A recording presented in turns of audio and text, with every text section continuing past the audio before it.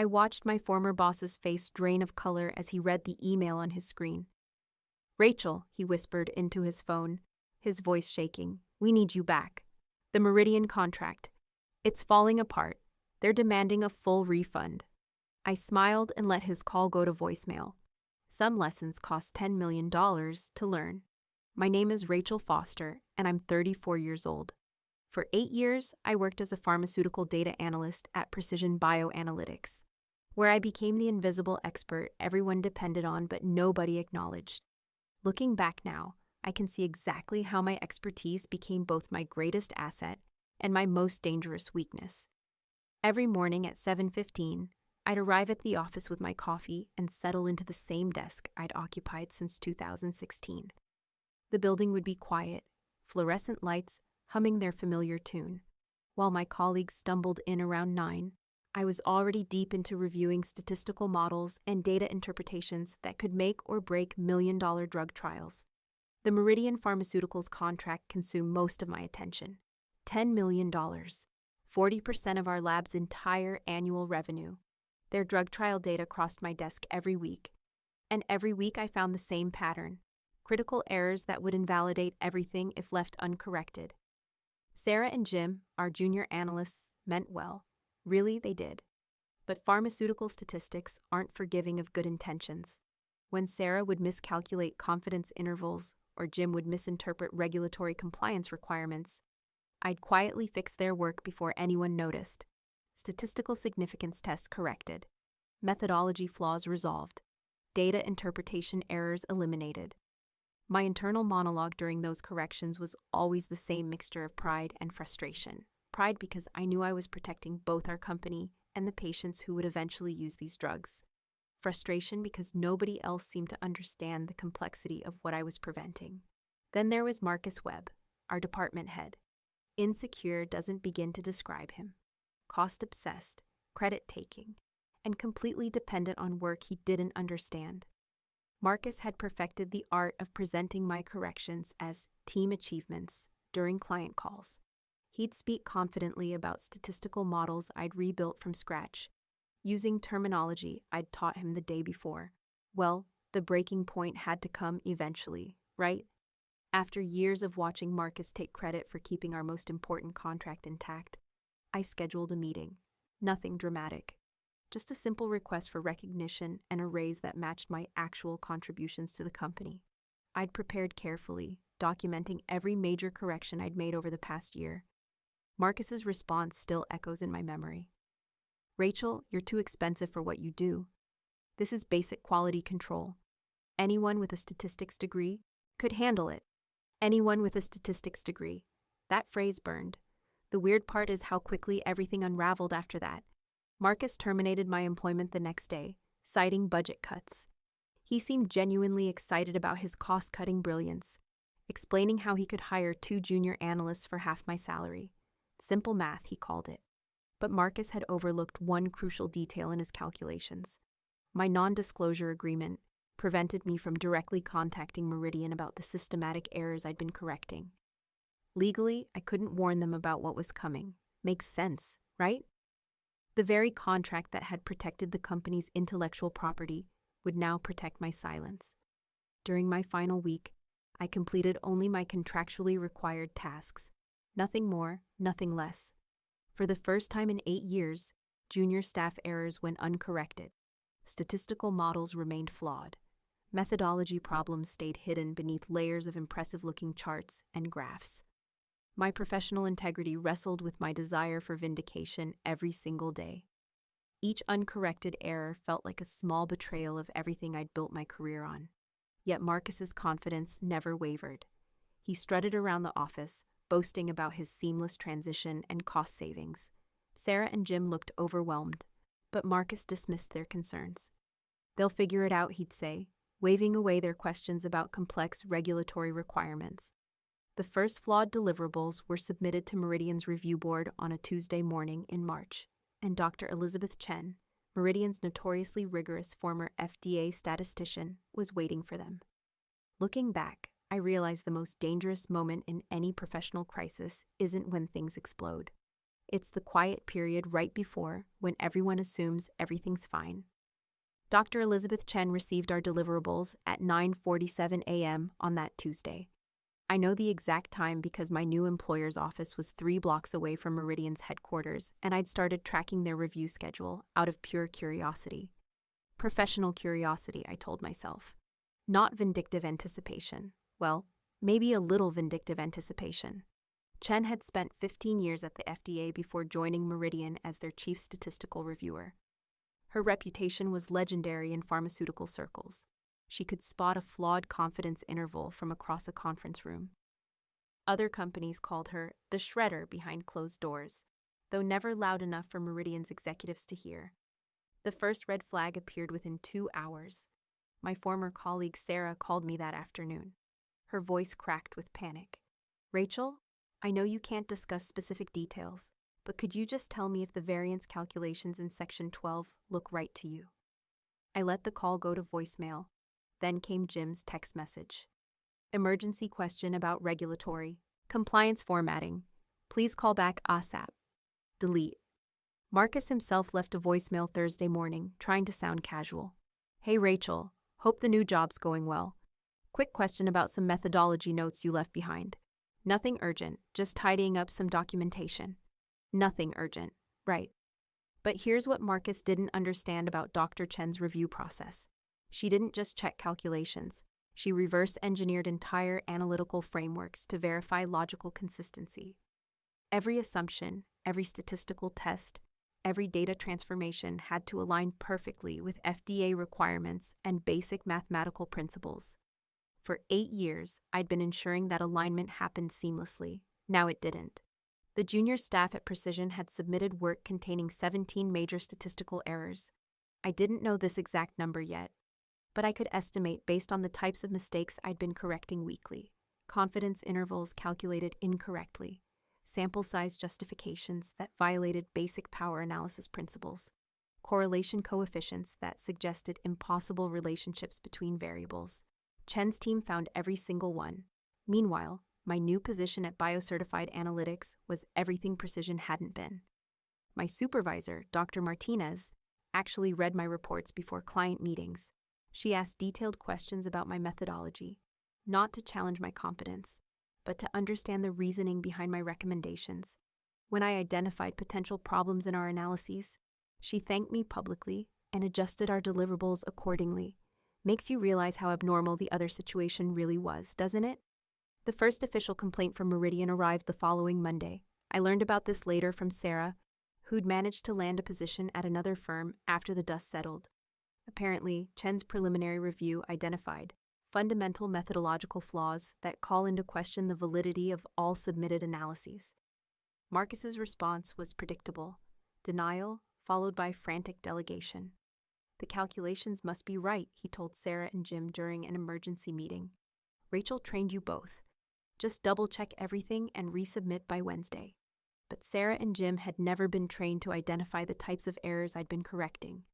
They'd been trained to perform basic statistical tests and format data according to client specifications. The deeper analytical thinking, the regulatory compliance expertise, the ability to spot methodological inconsistencies, those skills take years to develop. Marcus had fired the only person in his department who possessed them. Wednesday came and went without a resubmission. Chen's team issued a formal notice of deficiency, outlining each statistical error in excruciating detail. The document was 12 pages long. I eventually saw a copy through professional channels, and reading it felt like watching someone dissect 8 years of my invisible corrections. Every mistake I'd quietly fixed was now exposed under Meridian's analytical microscope. The voicemails from Marcus became less casual after that. Thursday: "Rachel, we really need to discuss some technical details from your previous work. Please call back today." Friday: "This is Marcus again. Meridian has some questions about our analytical approach. I'd appreciate your input as soon as possible." The following Monday: "Rachel, I'm hoping we can arrange a consulting agreement. There are some urgent issues that need your expertise." I saved every voicemail but never responded. Then there's the human element that Marcus had completely overlooked.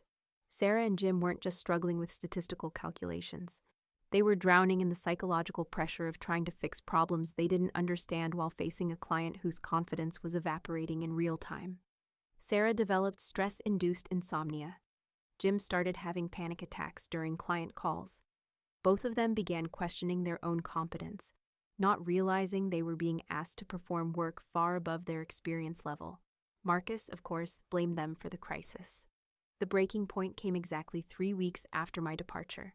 Chen's team completed their comprehensive review and delivered their verdict: complete analytical failure across all submitted deliverables. Meridian's legal department issued an ultimatum: either Precision would fix every identified error within 10 business days, or the contract would be terminated with full financial penalties. $10 million hung in the balance. Marcus finally understood what my expertise had actually been worth. The phone call I'd been expecting finally came on a Wednesday morning, not a voicemail this time. Marcus called my direct line at BioCertified, somehow having obtained the number from a mutual professional contact. "Rachel," his voice was barely steady, "we need to talk.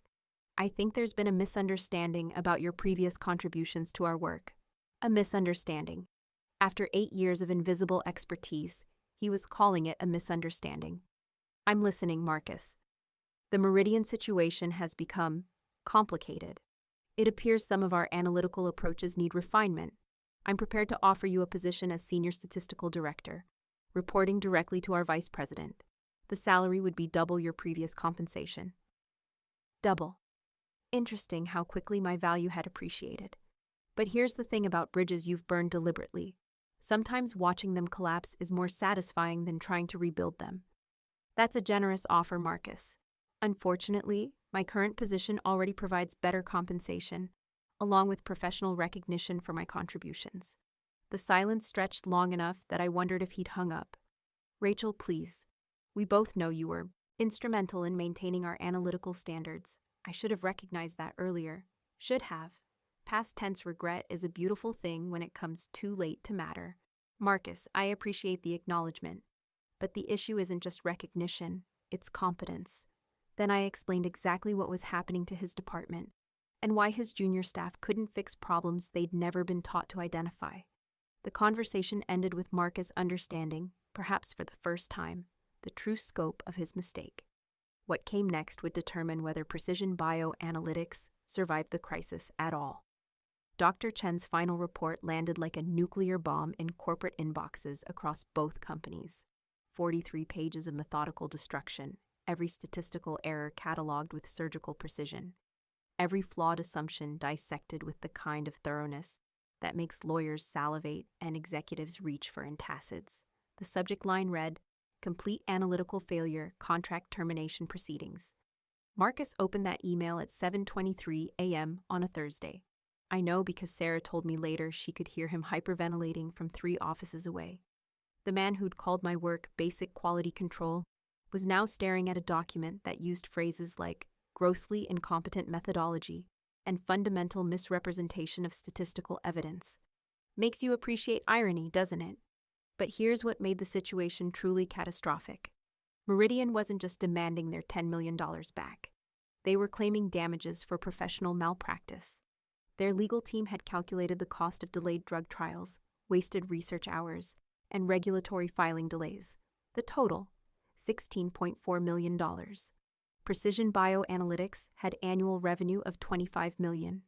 Do the math. The emergency calls started immediately. Marcus tried reaching me 17 times that morning. 17. Each voicemail more desperate than the last. By call number 12, he was offering me equity in the company. By 15, he was practically sobbing. "Rachel, please, I know I made mistakes, huge mistakes. We'll make this right, whatever you want. Name your price. Whatever I want." Funny how desperation clarifies value propositions. Then there's the part that Marcus still didn't understand. Even if I'd wanted to help, the damage was already done. Meridian's confidence in Precision was shattered completely. Dr. Chen had forwarded her findings to the FDA as a professional courtesy, questioning whether other pharmaceutical companies should be warned about Precision's analytical capabilities. The ripple effects were beautiful to watch unfold. Within 48 hours, 3 other major clients requested immediate audits of their completed projects. not because they suspected problems necessarily, but because nobody wanted to be the next Meridian. Corporate risk management at its finest. Well, guess what those audits discovered? 8 years of corrected errors, now visible in stark detail. Projects I'd salvaged were suddenly revealed as the disasters they would have been without my intervention. Statistical models that had seemed brilliant to clients were exposed as fundamentally flawed work that had been invisibly rebuilt by someone nobody remembered to value. The first domino fell when Genetech Solutions terminated their contract, then Pharmatech Industries, then Bio-Advanced Research. Each cancellation referenced Dr. Chen's report and cited concerns about analytical reliability. Marcus's panic reached legendary proportions. He called my new office directly, somehow bypassing our receptionist. "Rachel, I'm begging you. Come back as vice president of analytics, full authority over the department, triple salary, stock options, whatever it takes. Triple salary for work that used to be called too expensive. But revenge feels different when you're watching it happen from a comfortable distance." My new team at BioCertified was thriving. We'd just signed 2 contracts with companies fleeing Precision's sinking ship. Dr. Martinez had promoted me to senior director after seeing how quickly I could identify and resolve the kinds of analytical problems that destroy pharmaceutical partnerships. Professional vindication tastes better than petty satisfaction. The final blow came when Precision's board of directors held an emergency meeting. Someone leaked the details afterward through professional networks. Marcus was terminated immediately. Though making him the scapegoat wouldn't save the company, the financial damage was already terminal. Precision Bioanalytics filed for bankruptcy protection 6 weeks later. Sarah and Jim both landed positions at reputable firms, where they're learning proper analytical techniques from supervisors who actually understand statistical methodology. They send occasional updates about their progress. Both seem relieved to work in environments where expertise is recognized and developed, rather than exploited and dismissed. Marcus, according to LinkedIn, now works as a junior project manager at a medical device startup. No direct reports, no budget authority. Perfect position for someone who finally learned the cost of undervaluing expertise. The lesson here wasn't about revenge. It was about understanding your worth and finding people who recognize it properly. Sometimes the best response to being undervalued is simply walking away and letting natural consequences teach the lesson you never could. 6 months later, I was leading my own team of 12 analysts at BioCertified. Real leadership, not the invisible kind I'd been doing at Precision. When my team members solved complex problems, their names went on client reports. When they developed innovative analytical approaches, they presented them at industry conferences. Revolutionary concept, right? The news about Marcus's final humiliation reached me through Sarah. Apparently, he'd tried applying for senior positions at other pharmaceutical companies. But here's the beautiful thing about our industry. Everyone talks to everyone. Dr. Chen's report had become legendary. Hiring managers would Google his name and find detailed accounts of the $10 million disaster he'd created by firing the person who kept his department functional. Unemployable doesn't even begin to cover it. Meanwhile, BioCertified landed the contract to clean up 3 of Precision's abandoned projects. Clients needed someone to rebuild their statistical analyses from scratch. Dr. Martinez asked me to oversee the work personally. Full circle. Except this time, I was getting paid what my expertise was actually worth. The irony was delicious. I spent 2 weeks fixing the same types of errors I'd been correcting invisibly for 8 years. The difference? This time, clients paid premium rates for emergency statistical rescue services. My corrections were documented, credited, and billed at senior consultant levels. Marcus called one last time during this project. Don't ask me how he got my personal number. "Rachel, I've been thinking about everything that happened. You were right about my management approach. I wanted to apologize. Too little, too late, but I listened anyway. I've been trying to find another position, but your name keeps coming up in conversations. People say you were the real talent behind our success. Finally. Acknowledgement felt strange after everything. Marcus, I appreciate the apology, but the real lesson isn't about my talent. It's about recognizing and valuing the people who make your success possible." He agreed, probably hoping I'd provide a reference for his job search. I wouldn't, but the conversation felt like necessary closure. The best part of this whole story, my team at BioCertified just won a major contract from Meridian Pharmaceuticals. Dr. Chen specifically requested our services based on the quality of our analytical work. She mentioned being impressed by our statistical rigor and attention to methodological detail. Turns out, when you properly value expertise, everyone benefits. Who would have thought? Some lessons cost $10 million to learn. Others are priceless.